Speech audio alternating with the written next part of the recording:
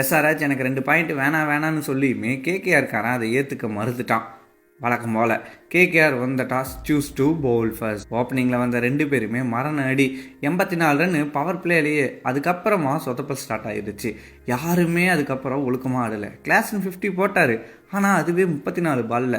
Opening start மட்டும் இன்றைக்கி கிடைக்காம இருந்திருந்தா அவ்வளவுதான். வருண் சக்கரவர்த்தியை போட்டு பொழக்கிறாங்க. வேர்ல்டு கப்பில் இருந்து இவரை போட்டு பொழக்க ஆரம்பிச்சிட்டானுங்க. இன்றைக்கி வெறும் 2 ஓவர் தான் போட்டார். அதுக்கப்புறமா ஓவர் தரல. பிளஸ்ஸிங் முசரபானி உண்மையிலேயே பிளஸ்ஸிங் தான் போல்.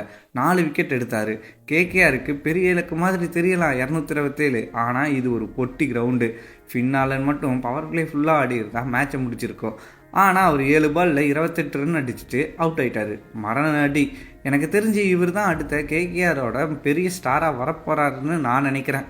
ரகுவன்சி தரமான பேட்டிங்கு, எங்கெங்கே கேப் இருக்குன்னு தெரிஞ்சு கரெக்டாக விளையாடினான். ஆனால் ரன் அவுட் ஆகிட்டான். இதுக்கு முன்னாடி க்ரீனையும் ரன் அவுட் ஆக்கிட்டான். பவுலர் கைக்கும் பாயிண்ட் ஃபீல்டருக்கும் வேகமாக பால் அடிச்சுட்டு ரன் ஓடுனா அவங்க அவுட் ஆக்குவாங்க தானே.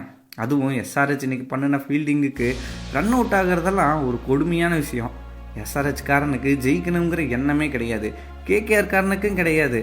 என்ன ஒன்று தொலையா, 2 பேர்த்துல யாராச்சும் ஒருத்தர் ஜெயிச்சு தானே ஆகணும். அந்த 2 பாயிண்ட்டு எஸ்ஆர்ஹெச்சுக்கு போயிருச்சு. 2 டீமோட பவுலிங்குமே பல்லா காட்டுது. இந்த 2 டீமுமே மேட்சை வின் பண்ணணும்னா அதுக்கு ஒரே ஒரு வழி தான் இருக்குது, டாஸை ஜெயிக்கிறது. பேட்டிங் ஃபஸ்ட்டு மட்டும் பிடிச்சி எவ்வளவு ரன் அடித்தாலுமே திருப்பி அடிக்கப்படும். அப்படி இருக்கிறது தான் இந்த 2 டீமுமே. எஸ்ஆர்ஹெச்சில் ஹர்ஷ் துபே நல்லா பவுலிங் போட்டான், ஆனால் 2 ஓவருக்கு மேலே தரல. ஏன்னு தெரியல. எஸ்ஆர்ஹெச்சுக்கே தெரியாமல் ஒரு மேட்சை வின் பண்ணிட்டாங்க. பார்க்கலாம் இனி என்ன பண்ண போகிறாங்க.